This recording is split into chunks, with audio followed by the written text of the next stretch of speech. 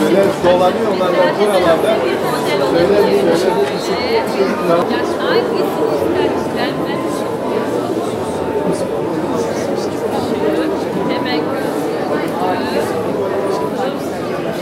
Ortası mekik kardeşim. Ortası mekik, kenarı inne oyası.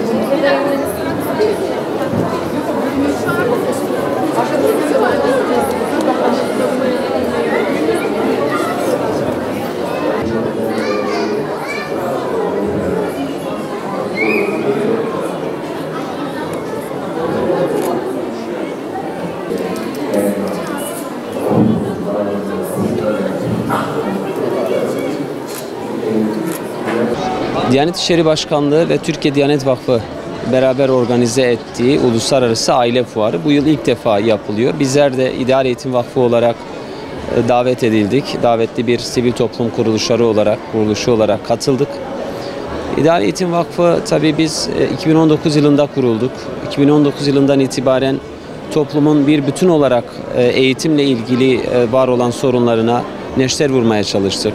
Bu konularla ilgili, var olan sorunlarla ilgili seminerler, çeşitli paneller, yayınlar ve buna benzer elimizden geldiğince bir bütün olarak toplumun ıslahına, özellikle gençlerin, yeni nesillerin, okul çağındaki çocuklarımızın eğitimle ilgili sorunlarına eğilmeye çalıştık.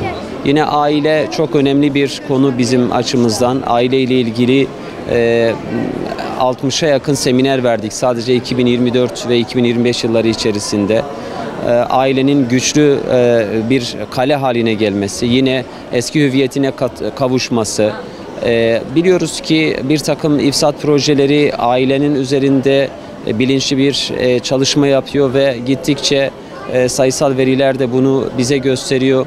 Dağılan aileler, boşanmalar, evlilik yaşının gittikçe ilerlemesi, gençlerin evliliğe mesafeli durması, aynı zamanda evliliğin üzerinde bir takım sıkıntıların olması, yine engellerin olması, bütün bunlar bir bütün olarak sorundur ve aile ile ilgili bu sorunların çözüme kavuşması gerekir. Bizler de İdeal Eğitim Vakfı olarak bu meseleleri gündemimize alıyor ve çeşitli platformlarda bu konularla ilgili çalışmalar yapıyoruz. İşte Uluslararası Aile Fuarı da bu çalışmalardan biri.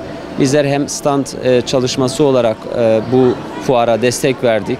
Stand çalışmamızda da yayınlarımızı sergiliyoruz. Çeşitli broşürlerle bu meseleleri gündem etmeye çalışıyoruz.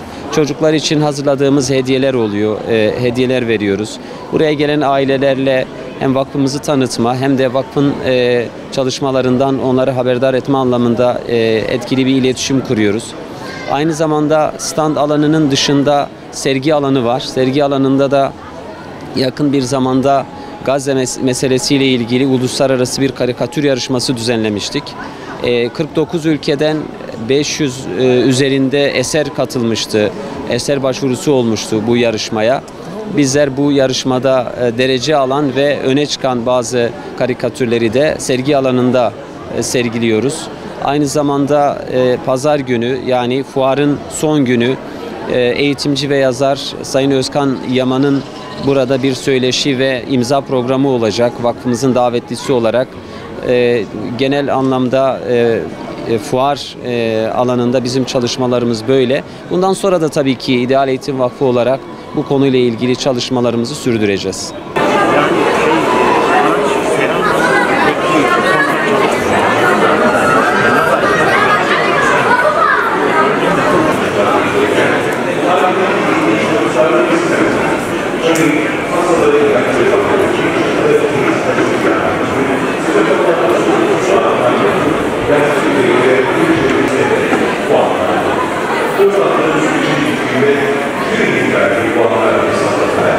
Derece yani